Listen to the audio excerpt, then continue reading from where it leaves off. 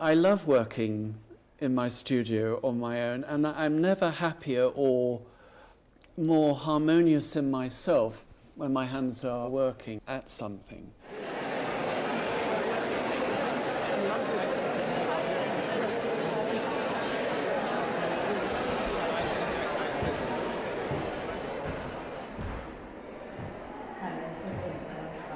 Those of you who've seen the exhibition will know what a sort of mysterious and magical wonderland has been created with his inventive, fabulous mind, soul, body, spirit.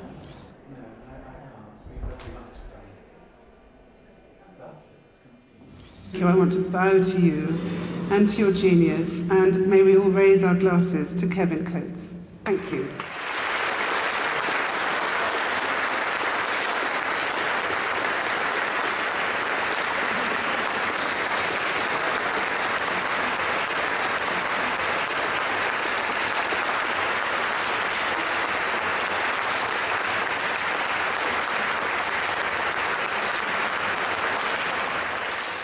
Kevin Coates is a kind of Thomas Jefferson. I'm absolutely amazed every time we talk, and we've known each other a number of years, at the sheer range of his reading and his scholarship.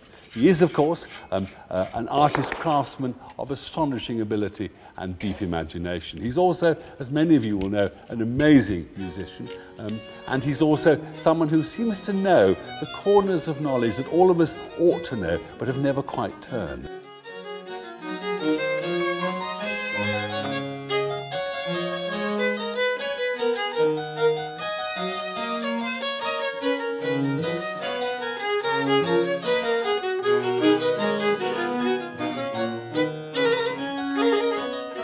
It has held no greater single terror for me than this very moment. Not just because, like most artists, I spend all my working life in concentrated isolation. At the moment, I'm sure of it's the position I want, and I'm just making sure that all the bones are underneath the outside. I can feel that. There's one thing about this dog, it's an Italian greyhound, is that you're very much aware of the structure of the creature because there is so little fur and fat in between your eye and the skeleton. Was it a favourite dog of Farinelli's? Did he like Italian greyhounds particularly? Well, famously in this painting we see him with one, but it's really that I've for most of my life been haunted by the painting by Amigoni. This is the last, and is one which I saw when I was about 17 and visiting Melbourne, and I remembered it because it was so welcoming. People are all turning to you and inviting you into this extraordinary circle. In a way, through your life, but also through this exhibition, as always, music threads a major part, doesn't it? Yes, it's a sort of default setting, if you like. But what's quite interesting, as you know from previous conversations we've had, I've always been so interested in time. And music and making things and objects belong to different aspects of time. With music, time is the means, but it's also the product. It needs time to be there. Is it something that you do every day, quite apart from the relationship between these two parts of your life, simply as an exercise that you like to play each day? Oh yes. It's a bad day when we don't, but like all these things you have to factor that in, so it's an early morning walk and then music before starting other things. Unfortunately, it means that we're so used now to playing in the morning that other times of day it seems wrong. And the violin you're playing is your own, and it's an Amati, isn't it? I'm very lucky. It's a wonderful instrument, far too good for me, but it's been an inspiration, has inspired also a particular piece. And last year we took it back to where it was made, 350 years before, and I actually was able to play in the church where its maker, Niccolo Amati, is buried. And fortunately the church was empty, so I disturbed only Niccolo Amati, I think. There's a sense in which, as we've said, music threads in a number of ways through the current exhibition. I mean, Brahms has his hedgehog, as we're going to talk about it. Mozart has his starling. But the exhibition is called A Bestiary of Jewels. What is a bestiary? Well, it's a medieval collection of tales about animals. So it was really just an exploration in book form of the animals, but I wanted to pair the animals with human beings as well. So the idea that you could also walk away with with all the stories collected appealed to me. So yes, it's a bestiary. Those are the separate pages, and they will make their own journeys through life, because that's what happens with objects. You put them and then they disappear, and sometimes altogether, other times they miraculously turn up with their own stories. So yes, the catalogue is the bestiary.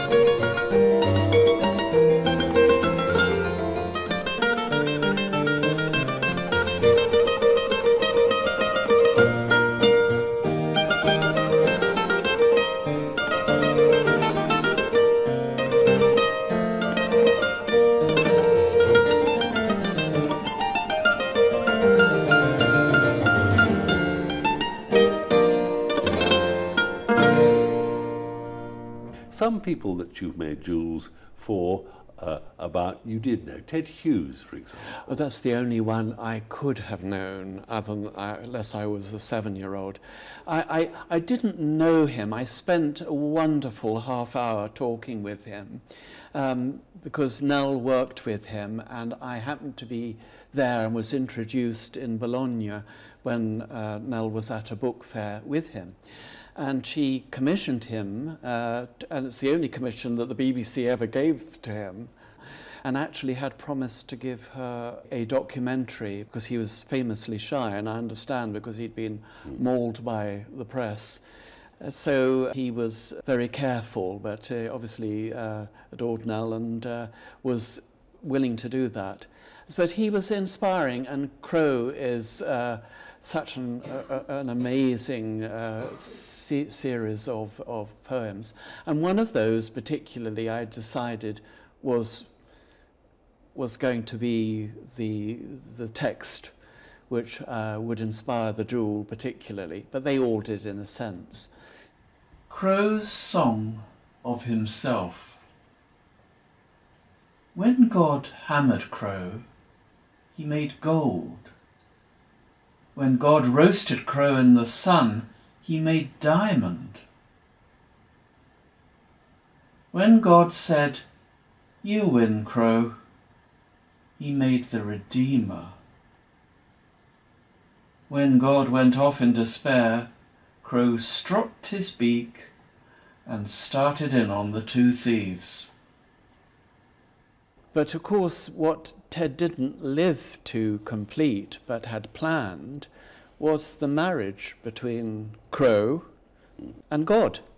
Your Crow in the jewel is a very dark crow. At the heart is this kind of bright, stone which reflects a star light, the world, as it were, contained within the crow. Yes, it's atomic, isn't it? But the form of that star is not as in a sapphire. It's a diopside. That star is a cross.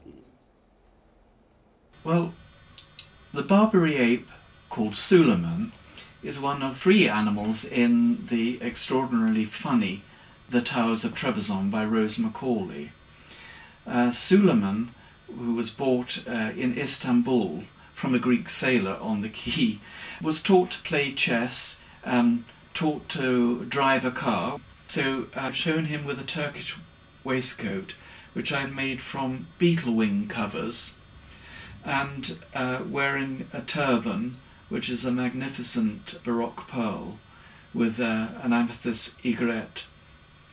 One of the most extravagant individual materials is that extraordinary Baroque pearl that becomes the turban. Does your eyes suddenly reveal that you have a jewel sitting on your work table that will actually beautifully suggest the turban of this extraordinary figure? First of all, I'm not a crow, but I'm a magpie. I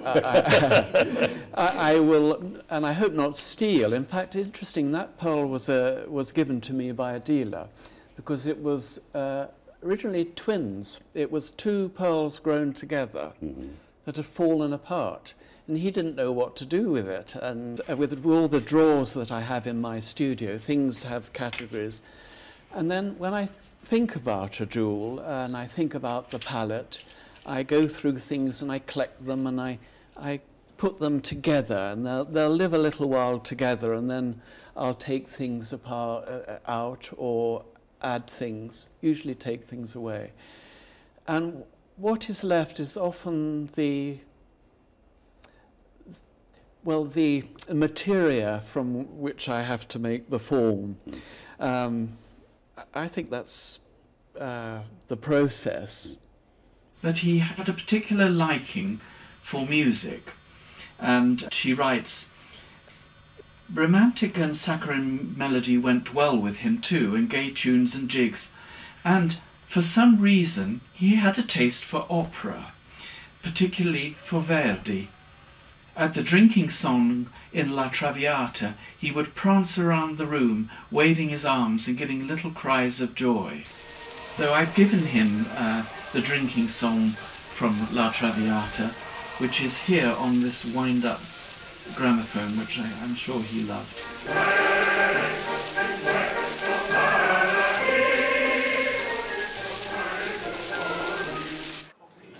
The connections are part of the sheer pleasure, I think, in the exhibition. I mean, why the Rhino De Kendler? If we now look at the rhinoceros in Western art, before 1750, you had a depiction which came second-hand through Dürer, and a wonderful woodcut he made in 1515, based on a description from another person, in which he made various anatomical errors. Clara was an Indian rhinoceros brought up from a calf. She was rescued and used to attend family dinners and ate from the table, as you would if you had a small rhinoceros, why not? Until she grew so big that clearly she made some dreadful faux pas, which, and wasn't asked again. She was then bought by a Dutch sea captain and effectively marketed throughout Europe for 17 or 18 years, but she was very gentle. They're vegetarian. She was addicted to beer, tobacco and oranges, and so therefore could be easily bribed. And on her tracks through Europe, which have spawned a lot of paintings, because we all know the Longhi that's in Carazonico, and it's a twin in the National Gallery. But there's another one which is far more interesting, but it shows a vast wagon that was specially built and towed by teams of oxen across Europe, and she went by barge. She had a fortnight resting in Dresden. As one does. You need to. And during that time, one day or one afternoon, a great hero of mine, Kendler, the great modeler of clowns and 18th century life, which is so moving. His tyrannical boss, because he was a real despot, Augustus the Strong, he allowed Kendler to visit and to draw her. So Kendler then made a wonderful realistic model with the idea of making a full-size model in porcelain. He made then some smaller models, which he sometimes had figures on, but there is a sort of wit and a joy in everything he did for me. And so I thought, no, those 12 hours, or whatever it is, it might have only been 4, were important, more important than the 18 years. You tell me that the rhinoceros model, which was made at Meissen, is one of the rarest. Yes, it is, because Kendler had already gone through a good many other animals by that stage and had rather sharpened the wit, if you like, in his modelling to a really great and tender degree by that stage. To be surrounded by a cabinet of curiosity here, I think, is very relevant to Kendler and his training, because, as I said, he was with Benjamin Tomei at a time when Tomei was producing tables and cabinets for Augustus's Green Vaults. It wasn't just naturalistic modelling, because if you look at Clara, the rhinoceros, for example, and also she's paired with an elephant. Well, the elephant is quite comical. Hardly believable, the elephant. Yes. In fact, if you look at the single models, the elephant actually has a human ear. But he brought the wit which you find in his figures. I mean, I connect him with the clowns, particularly the ones which move me. I think his interest in clowns and the Commedia dell'arte would have been absolutely vaulted when he came to the towns, because he would have seen them. Yes. And he would have been transfixed by their elegance and their acrobatics. And I think that the whole dance of here, for example, the Harlequin and the Jug shows his extraordinary mastery of the human form in all of its balletic elegance. There are always spirals. Absolutely. A great energy, an upward motion, and his love of the brightest colours. And the colours on his clowns and harlequins, I feel, have a covert meaning attached to them. Red, the power; yellow, which again is seen here on the harlequin for splendour; blue, divinity, here on the harlequin's right-hand side. The colours on the harlequins and his series of Commedia dell'arte figures you have beautifully picked up in Clara's transformation. I've always been intrigued where a figure is divided into fields, left and right, and sleeves of odd patterns and odd colours, which I think is wonderful. That I've used. You give her an elegance and a magical wit, which is something that I think Kendler would very much have approved of, because it's a transformation from the natural into the world of fantasy. So here I've made the subject of a ring, and the strange shank here is in fact the crossed swords of the Meissen sign. And the cushion on her back is a Kendler touch. I've put in a harlequin opal in which there are some rather wonderful colours. The whole composition revolves literally around Farinelli. The most crucial thing is the piece of music. It's about a farewell. It is music which was setting his friend's Metastasio's words, but set by him. We see his initials here the same way as they are on the dog's collar. We've been able to transcribe this music. We've set it for an instrument which was a rare one, which he loved to play, for the same reason, no doubt, in that it has something of that otherness that the castrato voice has, and that is the viola d'amore.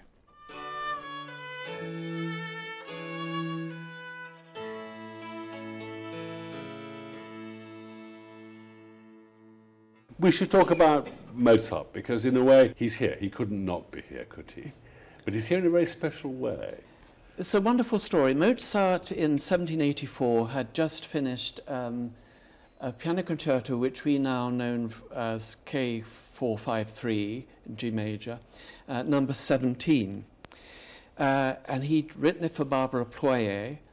He'd finished it in April because we know because he signed it off in his raisonné, his catalogue, which just gives the theme. But it hadn't been published, it hadn't been performed.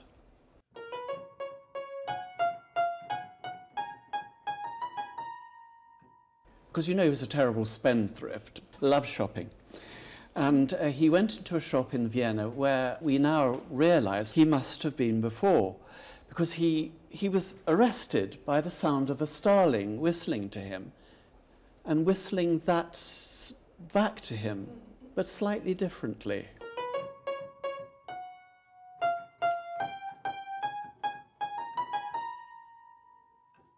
The G sharp is here. This is from Piano Concerto we know as number 17, and strangely there are 17 notes in this musical phrase, and I've also played games with it. It's come out at number 17 in the Bestiary, and there are 17 panels of inlaid mother of pearl here. The strangest thing in terms of numbers is that my own numbering system, which I started 40 years ago, allots this particular jewel the number 453, and that is the exact number in the Kirkel number of this piece of music in Mozart's own catalogue. So it's a very strange coincidence, and of course it fits into the page number 17 in the catalogue. And he bought the bird for 34 kroners, a small fortune, and went home and was no doubt bullied by Costanza. But the bird lived with him for 3 years, and he adored it, and when it died he gave it a funeral, and Mozart was actually making a tribute to him.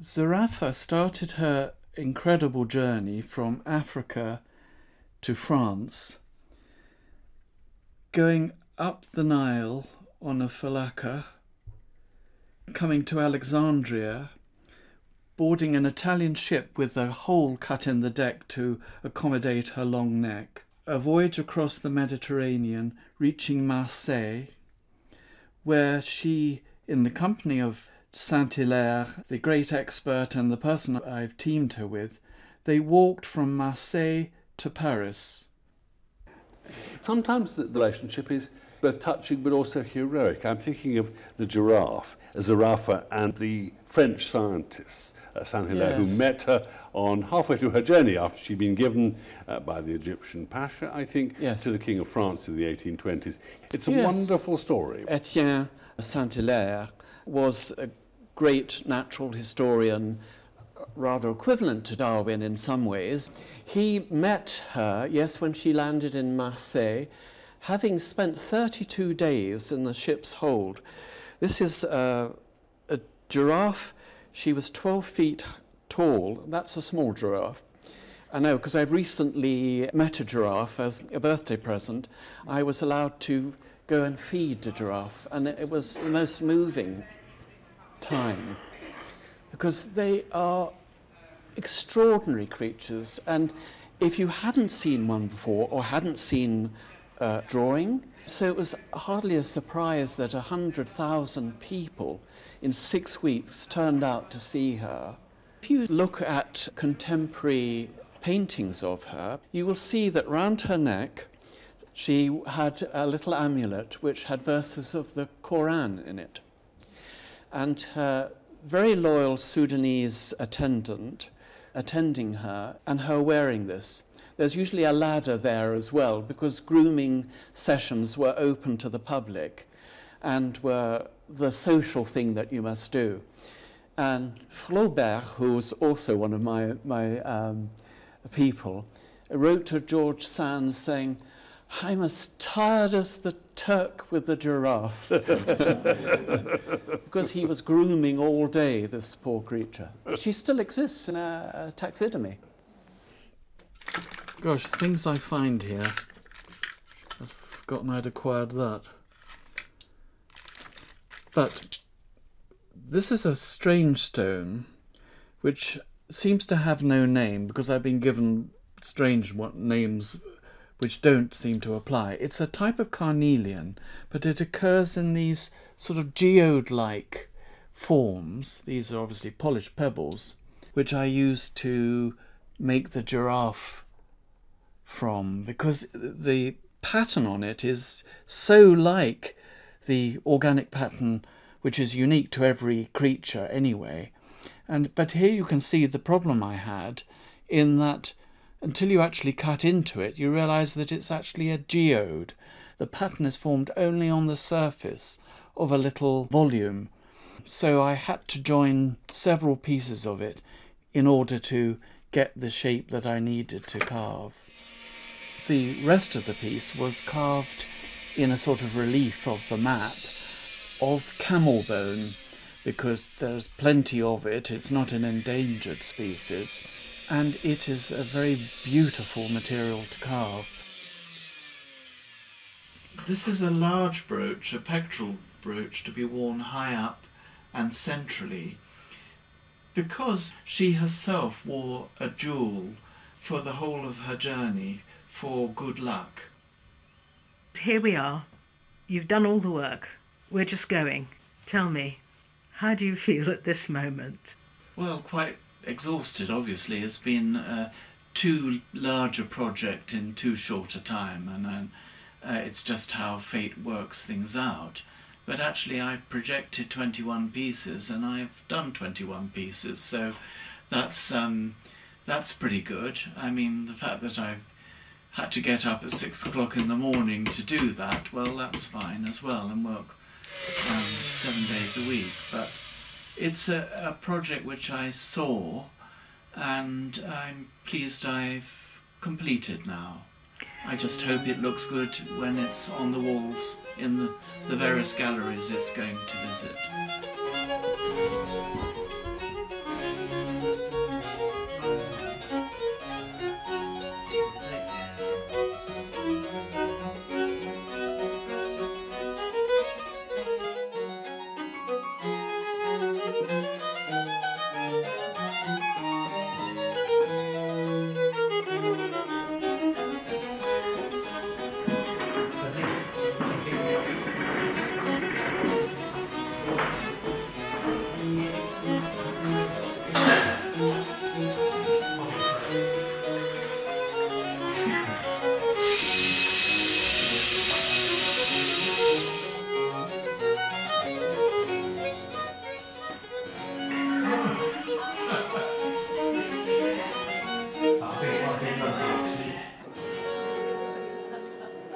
This is the first time since the New Ashmolean opened that we've had an exhibition of metalwork and jewellery, and it's entirely as it should be that we're showing new work by the greatest modern master of the Kunstkammer object, an artist whose imagination and virtuosity as an artist craftsman are enriched by a profound knowledge and engagement with both literature and music. Well, what can I say about this, I think, very remarkable man? All of you who've been upstairs and looked at that extraordinary presentation, I mean, the ability to handle gold and jewels and enamel and all the lettering and everything, and a huge graphic skill. I mean, this is a remarkable man who has an amazing talent. And I think what sets him aside too, he invents his own iconography. And it goes through the world of ideas, into the world of philosophy and literature of every sort. I don't know any contemporary person within his field doing anything like it. And what a galère, and what a galère of people. Montaigne, the Marchesa Casati, Virgil, Brahms. He's a terrible name dropper, you know. I should like to thank the museum's director, Professor Christopher Brown, for his courage in hosting this show. In fact, only today I was reminded that as a general rule, museums are more comfortable with artists who, like the dodo, have been dead for some time. So, Christopher, a living thank you from me and my whole endangered species. Without Philip Hughes of the Ruthin Centre for Applied Arts, the ark of my Bestiary project would long ago have capsized. Instead, it sails onwards in a beautiful catalogue. My wife Nell's workload for this exhibition has been immense, but she has also found time to follow her own métier of filmmaking to produce 2 accounts of the Bestiary's development. This was made with her collaborator and editing genius, Tim Nicholson. Tim, thank you for everything.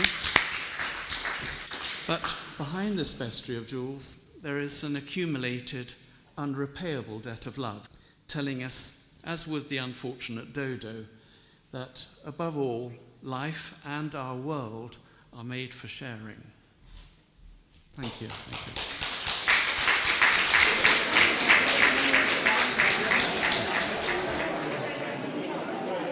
My favourite piece is probably The Crow for Ted Hughes. I love Ted Hughes anyway. I sort of grew up on his poetry, and I just love the sort of elemental quality, especially the stone and the mobility of it, and the way that the cross reflecting in the light just shifts around. And I like the combination of the sort of murderous claws and murderous beak, and this kind of sort of fetal tenderness that goes into his posture as well. Just one? Yes. Whether it'll be my favourite tomorrow, I don't know, because there are so many that have so much to offer. But it's actually, it's this guy, it's the snake for Casati. The first thing that grabbed me really was the colour of the backdrop and the way that it complemented, and then just finding out the story of the lady and the sheer glamour and audacity of the gesture and of the costume, and the way that's captured with the stones and the face and the jewel. It's just magical. I just think it's utterly stunning. I think also, like Emily, it's The Crow, because not only does it illustrate Ted Hughes' poem so beautifully, but it's also so like the crows at home. Well, we've got a rookery, but it's a corvid thing, nice shiny thing.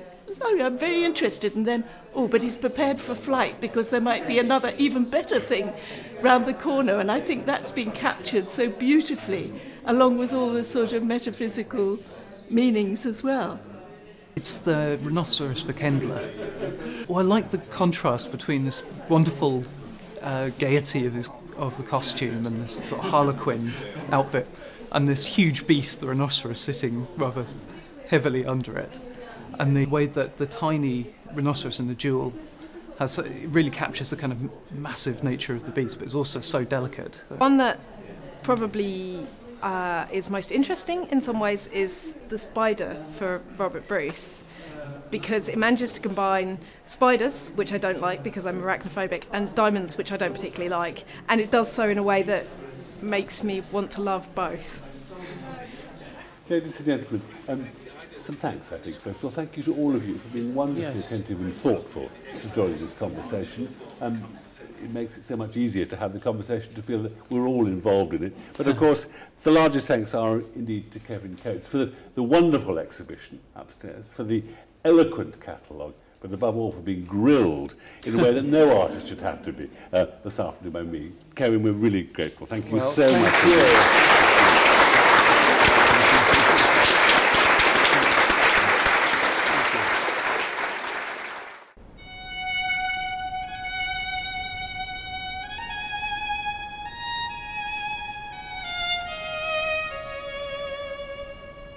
The answer really is to follow your bliss, to follow what you can do, and mine is to make things if I'm able to.